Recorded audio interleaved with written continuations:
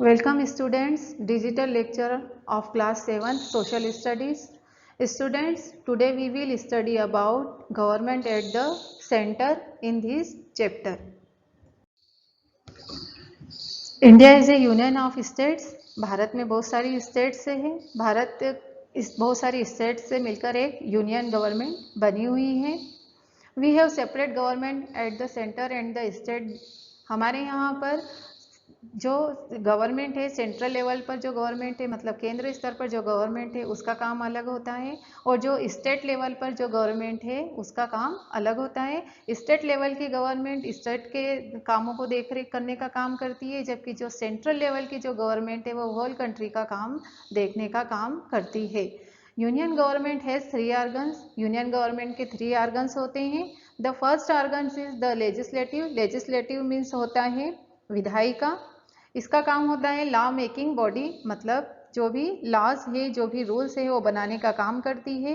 जैसे जो सांसद रहते हैं, एमएलए रहते हैं, ये सभी क्या है, लेजिस्लेटिव सिस्टम में आते हैं। The second organ is executive. Executive means होता है कार्यपालिका। इसका काम होता है इम्प्लीमेंटेशन ऑफ लॉज। ये जो लॉज, जो रूल्स बने हुए हैं उनको क्रियान्वित, मतलब उन्हें लागू करने का काम करती है। जैसे हमारे यहाँ की कलेक्टर है, पुलिस है, ये सभी क्या आ जाएंगे, एग्जीक्यूटिव ऑर्गन्स में आ जाएंगे। The third organs is judiciary. Judiciary means होता है न्यायपालिका। इसका वर्क होता है पनिश लॉज ब्रेकर। जो भी व्यक्ति जो लॉज बने हैं, जो रूल्स बने हैं, उन रूल्स को यदि तोड़ने का काम करती है तो उन्हें पनिशमेंट देने का काम जुडिशरी करेगी। जैसे हमारी कोर्ट क्या करती है, सभी लोगों को जो भी लोग लॉज तोड़ते हैं उन्हें पनिशमेंट देने का काम करती है। The first is legislative. Legislative को क्या कहा जाता है, पार्लियामेंट भी कहा जाता है।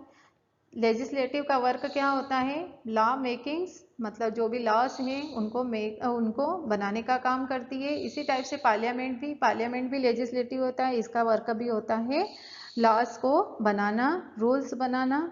India has a parliamentary democracy. Bharat क्या है, एक पार्लियामेंट्री डेमोक्रेसी। डेमोक्रेसी मीन्स होता है लोकतंत्र, मतलब संसदात्मक लोकतंत्र है। लोकतंत्र मीन्स क्या होता है, डेमोक्रेसी मीन्स होता है लोकतंत्र।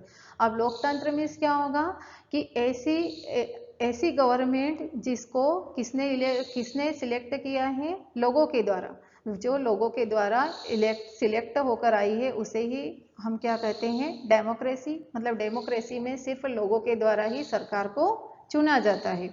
तो भारत क्या है, एक डेमोक्रेसी है, पार्लियामेंट्री डेमोक्रेसी, संसदात्मक लोकतंत्र है। The parliament makes laws whole country. जो हमारे यहाँ की पार्लियामेंट है, हमारे यहाँ की जो संसद है, उसका काम क्या होता है, मेक्स लॉज, है ना। लॉज मतलब रूल्स बनाने का काम करती है, और किसके लिए, पूरी कंट्री, होल कंट्री मीन्स पूरी कंट्री के लिए। Parliament has 2 house. जो पार्लियामेंट है उसके 2 हाउस होते हैं। The first house is Lok Sabha and the second house is Rajya Sabha. जो लोकसभा रहती है, लोकसभा क्या होती है, लोअर हाउस। लोकसभा को लोअर हाउस कहते हैं। हमारे पार्लियामेंट का लोअर हाउस क्या होगा, लोकसभा होती है। Of the parliament it is called the Lok Sabha. हमारे पार्लियामेंट का जो लोअर हाउस रहता है उसे लोकसभा कहा जाता है। The constitution of India has laid down the following qualities. हमारा जो कॉन्स्टिट्यूशन है, हमारा संविधान है, हमारे संविधान में लोकसभा में जो भी व्यक्ति, जो भी उम्मीदवार खड़ा हो रहा है उसके लिए फॉलोइंग क्वालिफिकेशन प्रोवाइड किए। The first qualification is he or she should be a citizen of India. वो इंडिया का नागरिक होना चाहिए। His or her name should be in the electoral roll, और उसका नाम काय में होना चाहिए, इलेक्ट्रोल रोल मीन्स होता है निर्वाचन नामावली में उसका नाम होना चाहिए। The second qualification is he should have acquired the age of 25 years. उसकी एज कितनी होना चाहिए, 25 years। वही पर्सन इलेक्शन में खड़ा हो सकता है जिसकी एज 25 years होगी। The third qualification is he or she should not be holding office of profit under the government or autonomous body।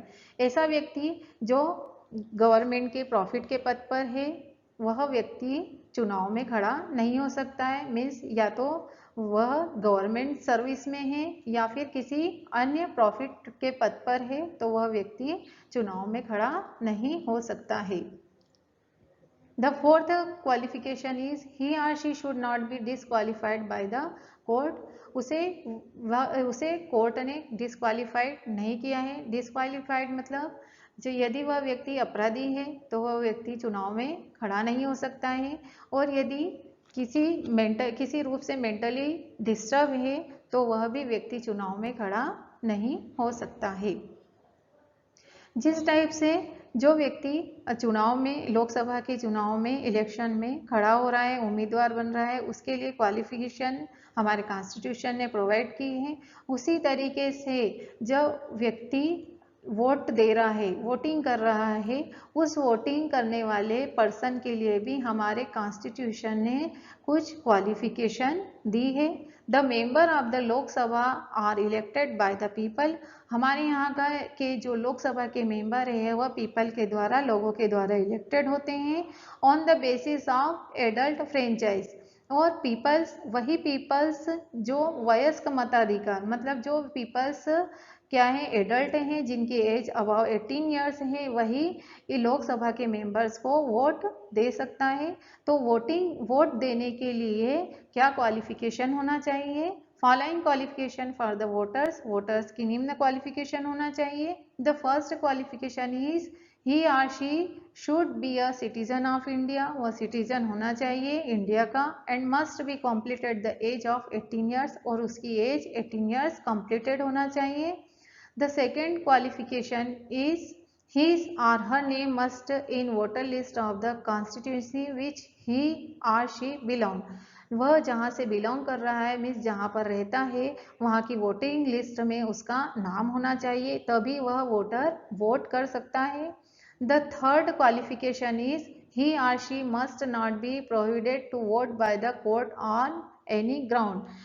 वह व्यक्ति वोट नहीं कर सकता है जिसे कोर्ट के द्वारा प्रतिबंधित किया गया है। The Lok Sabha consists of not more than 545 members. Lok Sabha में 545 मेंबर्स से ज़्यादा मेंबर नहीं होते हैं। The President can nominate 2 members belonging to the Anglo-Indian communities. जो प्रेसिडेंट है, राष्ट्रपति है, राष्ट्रपति क्या कर सकता है? 2 मेंबर्स, ऐसे मेंबर्स जो एंग्लो इंडियन कम्युनिटीज मीन्स अंग्रेजी समुदाय से रिलेटेड है, जिसने जो अंग्रेजी समुदाय की और जिसने हमारे भारत की नागरिकता प्राप्त कर ली है, ऐसे 2 पर्सन्स को हमारे प्रेसिडेंट नॉमिनेट कर सकते हैं। In case they do not have adequate representation the term of the Lok Sabha in 5 years. जो हमारी लोकसभा है, लोकसभा की जो टर्म्स है, टर्म्स मीन्स होता है कार्यकाल, हमारे लोकसभा का कार्यकाल 5 ईयर्स का होता है।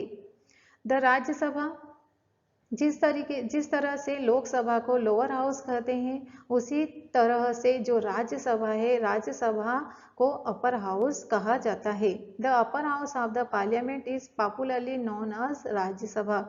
हमारे यहाँ का जो अपर हाउस है, अपर हाउस पॉपुलर किस नाम से है? राज्यसभा के नाम से पॉपुलर है। The Rajya Sabha has 250 members. Rajya Sabha में 250 मेंबर्स होते हैं। Of this 230 are representative from the state and union territories. इनमें से 250 मेंबर्स में से 238 मेंबर्स जो रहते हैं वह राज्य का प्रतिनिधित्व करते हैं, मीन्स राज्य में से इलेक्टेड होकर चुनाव लड़कर आते हैं। एंड यूनियन टेरिटरीज, और यूनियन टेरिटरीज मीन्स होता है केंद्र शासित प्रदेश। केंद्र शासित प्रदेश जैसे हमारे यहाँ पर दिल्ली, चंडीगढ़, ये सारे केंद्र शासित प्रदेश हैं, तो यहाँ पर से भी जो मेंबर इलेक्टेड होकर आते हैं वो सारे मेंबर्स इसमें ऐड होते हैं। द अदर 250 में से 238 मेंबर्स स्टेट और यूनियन टेरिटरीज के होते हैं। द अदर 12 मेंबर्स, इसके अलावा जो 12 मेंबर्स है, are nominated by the president, वो प्रेसिडेंट के द्वारा नॉमिनेट किए जाते हैं। Its member are person with special knowledge, और ये जो 12 मेंबर्स होते हैं ये एक स्पेशल नॉलेज रखने वाले पर्सन्स होते हैं इन द फील्ड ऑफ, और किस फील्ड के हो सकते हैं ये? लिटरेचर, साहित्य, साइंस, और अदर सोशल सर्विस या अदर सोशल सामाजिक सेवा करने वाले जो पर्सन रहते हैं, जो स्पेशल पर्सन्स रहते हैं, वे सारे पर्सन्स इसमें नॉमिनेट होते हैं। पर्सन मस्ट बी 30 years और अबव इन एज। राज्यसभा में वही पर्सन्स इलेक्शन में खड़ा हो सकता है जिसकी एज 30 years या फिर उससे ज़्यादा हो। The Rajya Sabha is a permanent house. Rajya Sabha क्या होता है? एक परमानेंट हाउस होता है।